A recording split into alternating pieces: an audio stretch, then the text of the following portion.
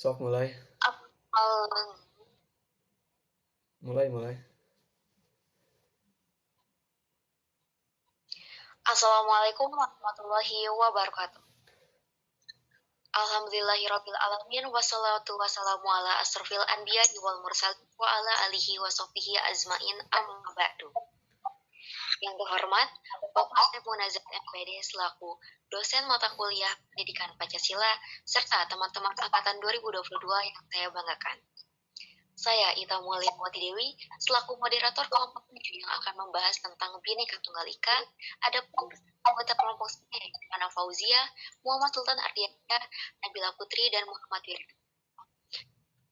Selanjutnya yaitu kegiatan pembukaan. Mari kita buka kegiatan ini dengan pembacaan malah bersama-sama. Selanjutnya yaitu materi pertama yang akan dibuka kepada Hana Fauzia, dipersilahkan. Terima kasih. Bismillahirrahmanirrahim.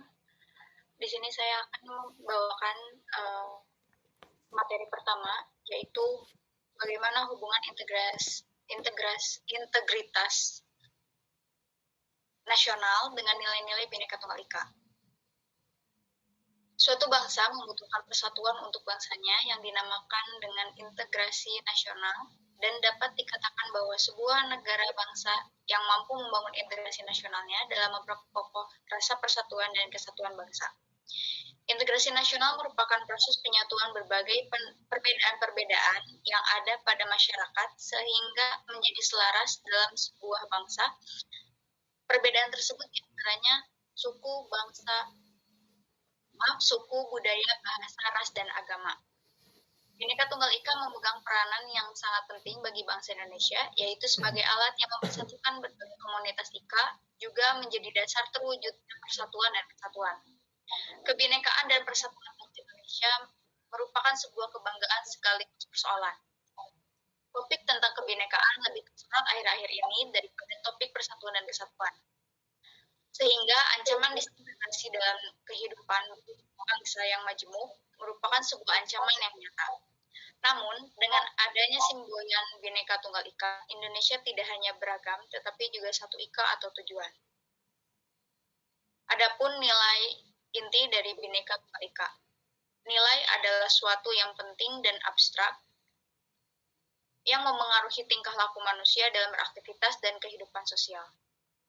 Seperti yang diungkapkan oleh Arif, yaitu keberagaman etnis, ras, membangun inklusivisme, kesadaran budaya, multikultural, membangun sikap sensitivitas gender, dan membangun nilai toleransi. Selanjutnya, materi kedua.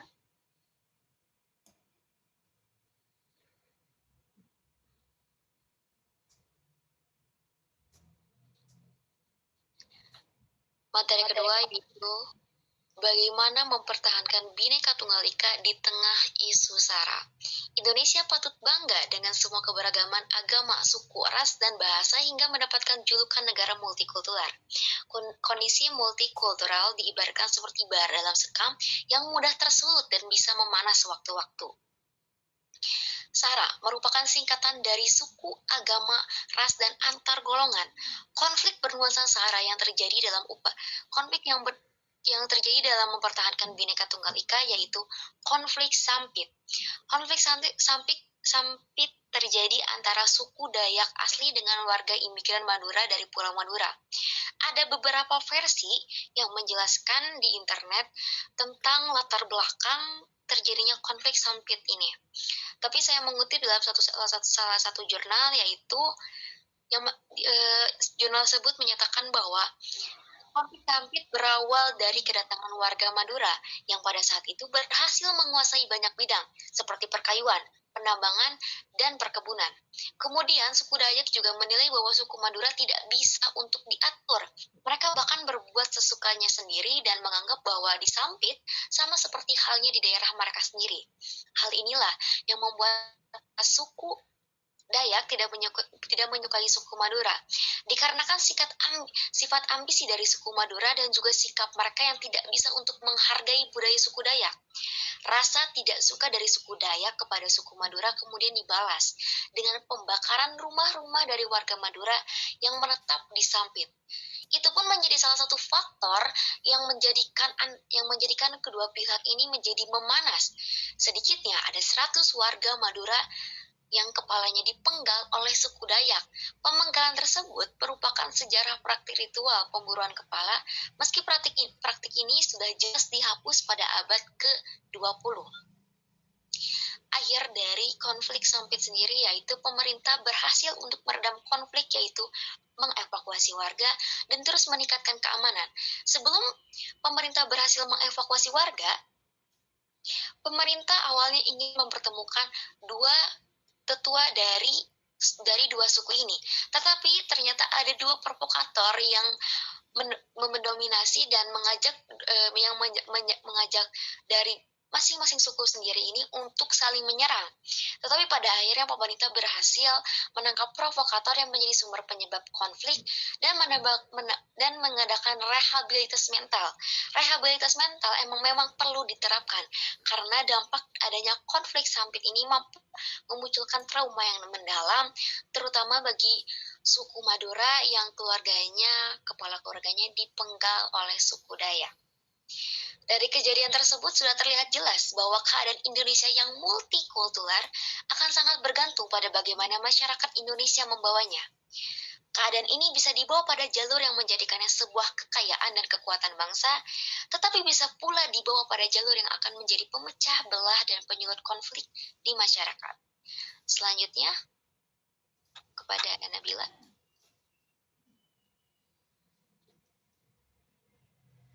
Oke, untuk selanjutnya, mengapa Bhinneka Tunggal Ika penting dalam keberagaman budaya di Indonesia? Budaya adalah suatu cara hidup yang berkembang dan dimiliki oleh sebuah kelompok ataupun individual, serta diwariskan dari generasi ke generasi.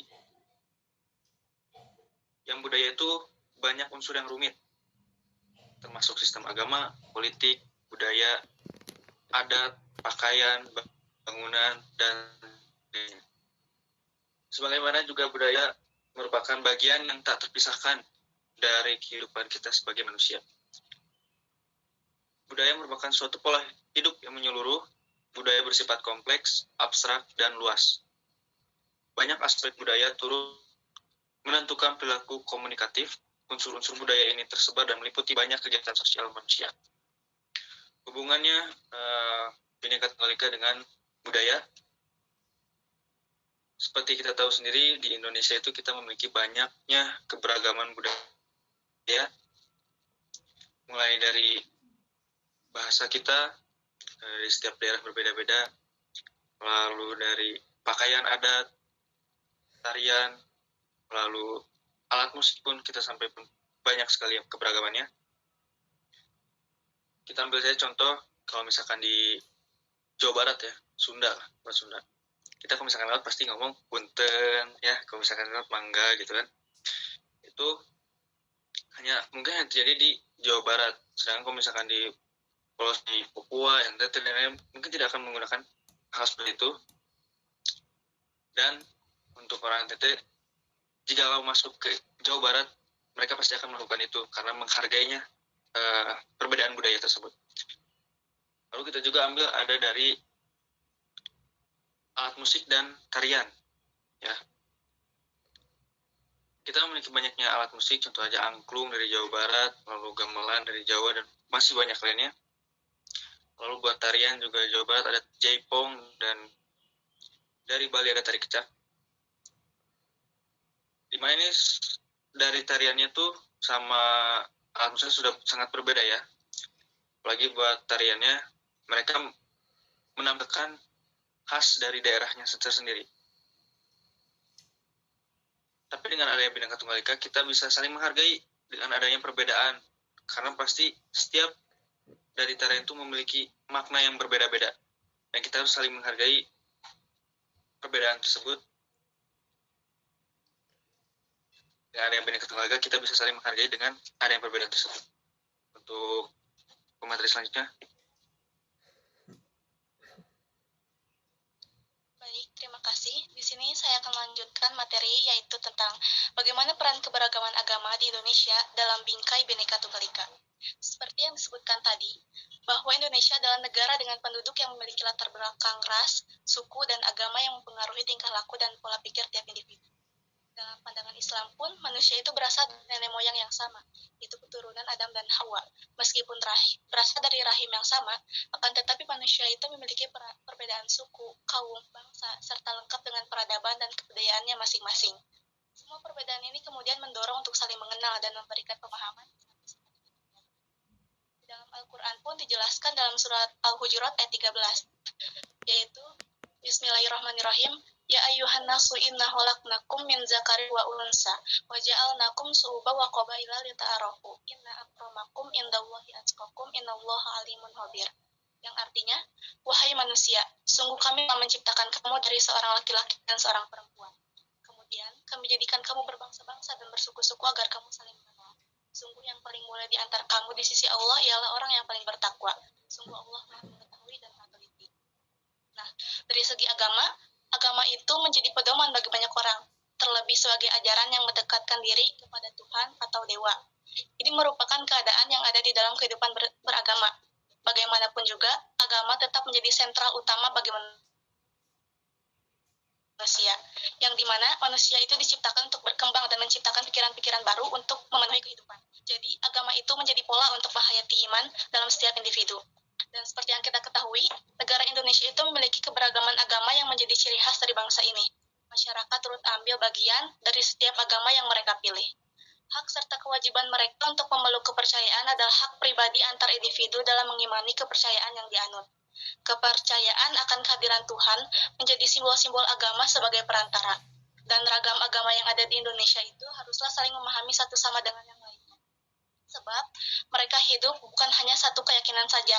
Di sisi lain, masyarakat juga harus menjaga keharmonisan dalam bersosialisasi antar sesama. Dengan demikian, keharmonisan dari setiap keyakinan yang dianut harus timbang dengan baik. Sebab mengingat tujuan dari bangsa ini adalah menjaga dan merawat agar orang-orang di dalamnya mendapat kesejahteraan. Selain itu, keberagaman yang ada ini harus dijaga, dirawat, dan bila perlu harus dipertahankan sampai kepada anak cucu kita kelak. Pemerintah mengakui adanya 6 agama yang ditentukan sebagai agama resmi bagi penduduk Indonesia, yaitu ada Islam, Katolik, Protestan, Hindu, Buddha, dan Konghucu.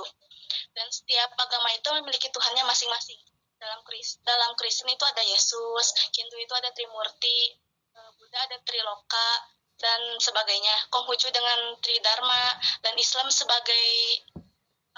Islam itu ada Allah sebagai Tuhannya. Yang dimana setiap masyarakat Indonesia itu diperbolehkan untuk menganut salah satu agama tersebut. Dan berdasarkan data sensus penduduk tahun 2020 tentang persebaran agama di Indonesia, penduduk Indonesia itu mayoritas beragama Islam, sehingga agama Muslim itu menjadi mayoritas dan agama lain menjadi minoritas, karena memang penganutnya lebih banyak pada kepercayaan Muslim. Walaupun demikian, hal tersebut tidak menjadi alasan bagi Indonesia untuk saling tidak menghargai perbedaan. Dan setiap daerah itu mempunyai ciri khasnya masing-masing, dan agama salah satunya sebagai keyakinan umat beragama di Indonesia ini. Ada banyak aliran agama yang terdapat di Indonesia, maka dari itu setiap ciri yang dimiliki agama pun pasti berbeda, meski tujuannya sama, yaitu berelasi kepada Tuhan. Tetapi keyakinan dan ajarannya tetap berbeda. Di sini saya mengutip kutipan dari Diktat Perbandingan Agama dalam Dewantara 2019. Ciri yang diyakini setiap agama itu, yakni agama Islam itu meyakini tauhid, taat, baroah atau berlepas diri. Agama Kristenan, yaitu agama Katolik dan Protestan itu meyakini cinta kasih sebagai inti hidup. Agama Buddha meyakini hukum sebab akibat atau karma. Agama Hindu meyakini untuk menghadapi penderitaan. Dan Konghucu meyakini ajaran kelembutan. Jadi kekhasan yang dimiliki setiap agama itu dijadikan tolak ukur setiap ajaran yang diberikan. Tentunya untuk mendekatkan diri kepada Tuhan. Ciri tersebut menjadi panutan yang dipercaya sebagai pedoman hidup tiap seseorang. Berkaitan dengan hal tersebut, sebagaimana semestinya warga Indonesia itu berhak memeluk agama yang mereka yakini untuk dapat berelasi dengan Tuhan secara langsung, baik lewat ungkapan doa, tutur kata, ibadah, perbuatan, menjadi salah satu cerminan seseorang dalam mengimani keyakinan agama yang mereka anut. Jadi dengan keberlangsungan hidup beragama akan terjalin hubungan yang intim dengan Tuhan dan berlangsung dengan masyarakat. Segitu saja dari saya. Lanjut mungkin oleh teman saya Sultan. Ya, terima kasih izin menyampaikan materi yang terakhir. Materi terakhir tentang iptek dan kaitannya iptek dengan Bhinneka Tunggal Ika. Teknologi saat ini merupakan lompatan yang sangat besar dari media tahun 1990-an, di mana pada saat itu teknologi masih sangat awam bagi masyarakat. Berbanding terbalik dengan masa kini, hampir seluruh masyarakat atau strata ekonomi dapat menikmati kemajuan teknologi yang ada. Namun perkembangan teknologi yang tidak dibarengi dengan pemahaman tentang evolusi itu sendiri dapat menimbulkan kesalahpahaman dan salah tafsir oleh masyarakat.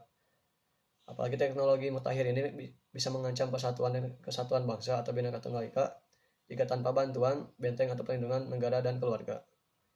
Nah, dampak kemajuan dan perkembangan teknologi ini dapat dilihat dari meluasnya penyebaran hoax atau berita yang simpang siur, memposting informasi yang dimana tak jelas sumbernya, yang dapat menimbulkan perpecahan.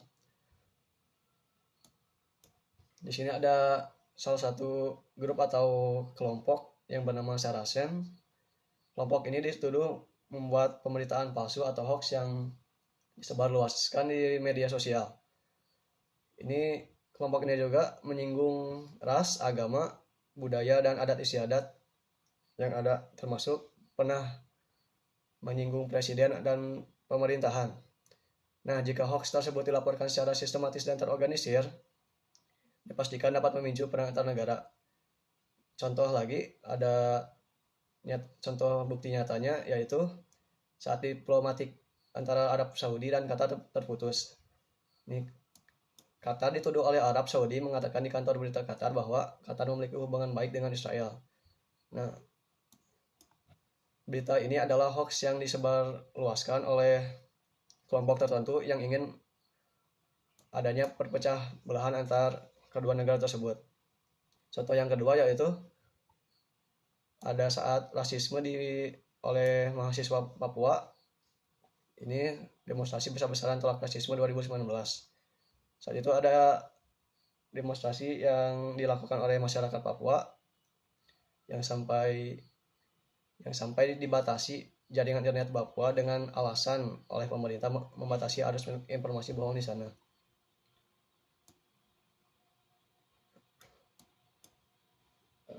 Nah, dari melihat contoh nyata tersebut, kemajuan teknologi yang disebut media sosial dapat dengan mudah menyebabkan perpecahan dan mengancam Bhinneka Tunggal Ika. Hanya perlu sedikit kebohongan untuk menulis dan memposting di media sosial dan kontroversi bisa muncul. Untuk ini dibutuhkan kesadaran untuk mendapatkan berita yang benar dan pemahaman, dan kesadaran ini tidak dapat tumbuh begitu saja. Perlu adanya pembelajaran dan pembinaan, namun tetap memegang prinsip Bhinneka Tunggal Ika yang harus dijaga dan dipelihara. Dengan berkembangnya teknologi, dapat diartikan bahwa kehidupan harus berkembang atau sejalan seiring perkembangan zaman dari waktu ke waktu. Mungkin itu saja dari saya. Selanjutnya untuk kesimpulannya,